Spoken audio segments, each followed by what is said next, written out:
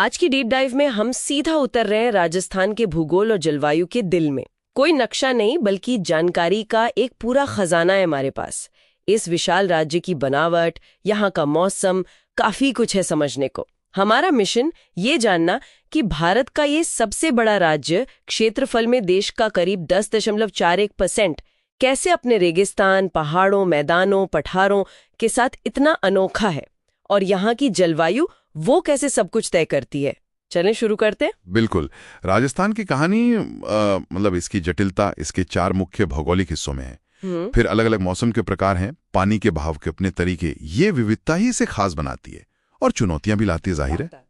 तो सबसे पहले बात करते हैं सबसे बड़े हिस्से की, पश्चिमी मरुस्थल, है ना? हाँ, थार रेगिस्तान। ये राज्य का 61% है, पर आबादी 40%।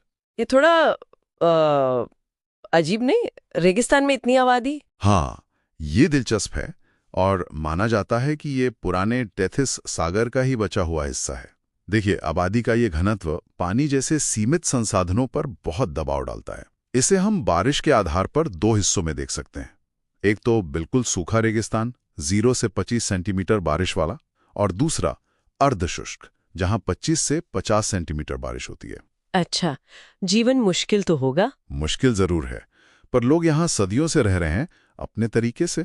और रेत के टीले, मैंने सुना है कई तरह के होते हैं। हाँ बिल्कुल, यहाँ आपको बरखान मिलेंगे, वो आधा चांद जैसे, हवा के साथ जगह भी बदलते हैं। फिर जैसलमेर में खासतौर पर तारे जैसे दिखने वाले तारानुमा टीले भी हैं। अरे वाह, तारानुमा? हाँ, और सबसे ज्यादा चेष्टा जोधपुर में मिलती है टीलों की। कहीं कहीं पथरीला रेगिस्तान भी है, उसे हमादा कहते हैं। हमादा। वहां खेतियां रहना और भी मुश्किल हो जाता है। अब आते हैं अरावली पर। कहते हैं दुनिया की सबसे पुरानी पर्वत श्रृंखलाओं में से एक है ये। सही कहा, दुनिया की प्राचीनतम वलित पर्वतमालाओं में से एक। राजस्थान में करीब 550 किलोमीटर लंबी। तो राजस्थान में इसकी क्या भूमिका है?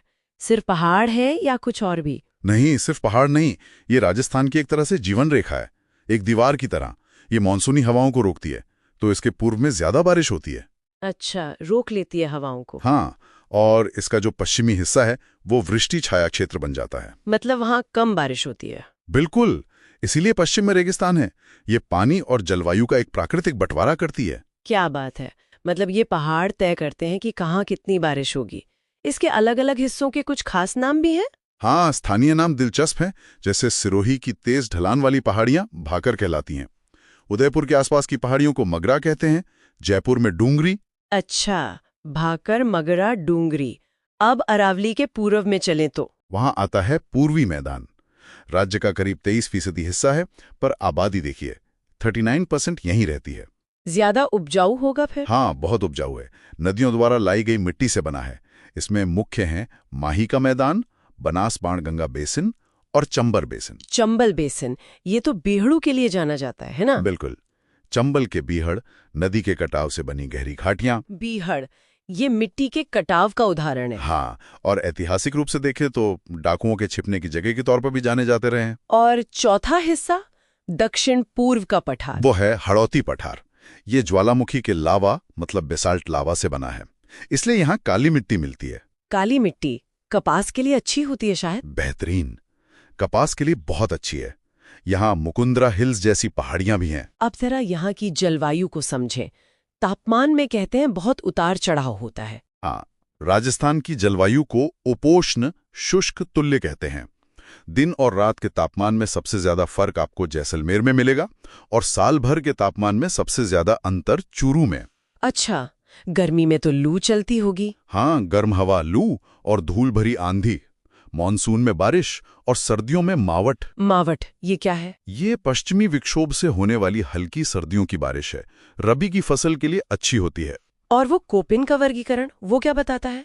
कोपेन का वर्गीकरण हमें राजस्थान के अंदर मौसम के सूक्ष्म अंतर को समझने में मदद करता है। मोटे तौर पर पश्चिमी राजस्थान बहुत सूखा है, जिसे BWHW कहते हैं, और थोड़ा कम सूखा मतलब अर्धशुष्क स्टेपी जैसा, वो है BSHW। ये सबसे बड़ा जलवायु प्रदेश है। और पूरब की तरफ? अरावली के पूर्व और दक्षिण में मौसम थोड़ा नम है। उपा आर्द्र CWG और उष्णकटिबंधीय आर्द्र AW, जहां खेती थोड़ी बेहतर है। वो जो 50 सेंटीमीटर बारिश वाली रेखा है ना, हाँ, वो लगभग अरावली के समानांतर चलती है और इन दो अलग तरह के राजस्थान को बांटती है। पानी की बात आई है तो यहाँ नदियों का सिस्टम कैसा है?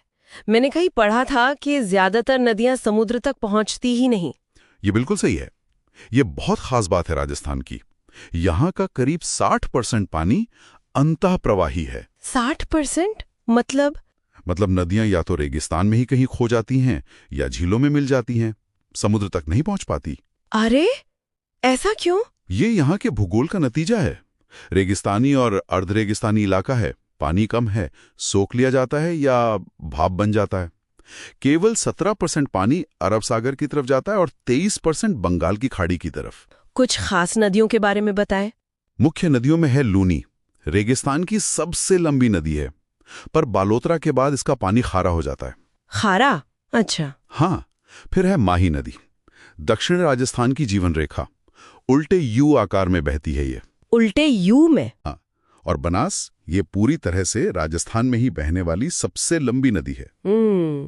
और चंबल तो अपनी घाटियों, बीड़ों और बांधों के लिए जानी ही जाती है। और सांभर झील, वो भी यही है? हाँ, सांभर झील देश की सबसे बड़ी अंतर्देशीय लैंडलॉक्ड खारे पानी की झील, नमक उत्पादन का बड़ा केंद्र है। तो कुल मिलाकर देखें तो राजस्थान सचमुच विरोधाभासों की भूमि है। विशाल रेगिस्तान भी, प्राचीन पहाड़ियां भी, उपजाऊ मैदान भी और वो अनोखा पठार भी, सब एक साथ। एकदम।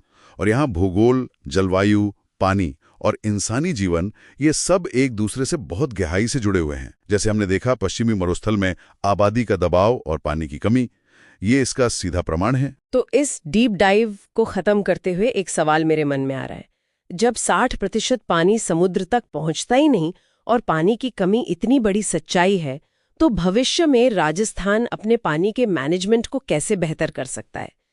क्या पुराने तरीके पारंपरिक ज्ञान और नई तकनीक को मिलाकर कोई रास्ता निकल सकता है ताकि इस अनोखे पानी के सिस्टम को, इस जल परिदृश्य को स्थायी रूप से संभाला जा सके?